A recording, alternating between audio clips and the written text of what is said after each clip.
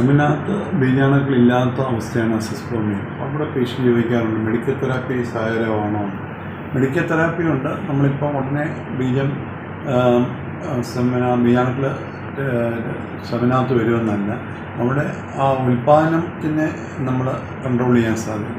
നമുക്കൊരു പരിധി വരെ നമുക്കതിനെ ഉത്തേജിപ്പിക്കാൻ സാധിക്കും. ഇതിന് പല ഫാക്ടേഴ്സ് ഉണ്ട്. പ്രത്യേക കാരണങ്ങളില്ലാതെ വരാം, ജനറ്റിക് വരാം, എൻവയറമെൻറ്റ് വരാം, നമ്മളവരുടെ ജീവിത രീതി, വ്യായാമം, അവരുടെ സ്ട്രെസ് മാനേജ്മെൻറ്റ്, മെഡിക്കേഷൻസ് നമ്മൾ കൊടുക്കും. ചില മെഡിറ്റേഷൻ സഹായിക്കും.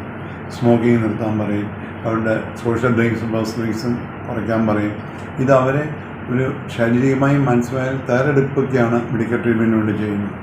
അപ്പോൾ അത് ഒരു പ്രിപ്പറേഷനാണ്. നമ്മൾ ടെസ്റ്റിസിൽ സ്പേം എടുക്കുന്നതിന് മുമ്പുള്ള പ്രിപ്പറേഷൻ നമ്മളെ സഹായിക്കും. ഹോർമോൺ വ്യതിയാനങ്ങളുണ്ടെങ്കിൽ ഹോർമോൺ വ്യതിയാനം കറക്റ്റ് ചെയ്യുക, നമ്മുടെ തൈറോയ്ഡ് പ്രൊലാക്റ്റിൻ ലെവലിൽ വരുന്ന ഡിസ്റ്റർബൻസ് നോക്കുക, ഇതെല്ലാം നമ്മളെ സഹായിക്കും.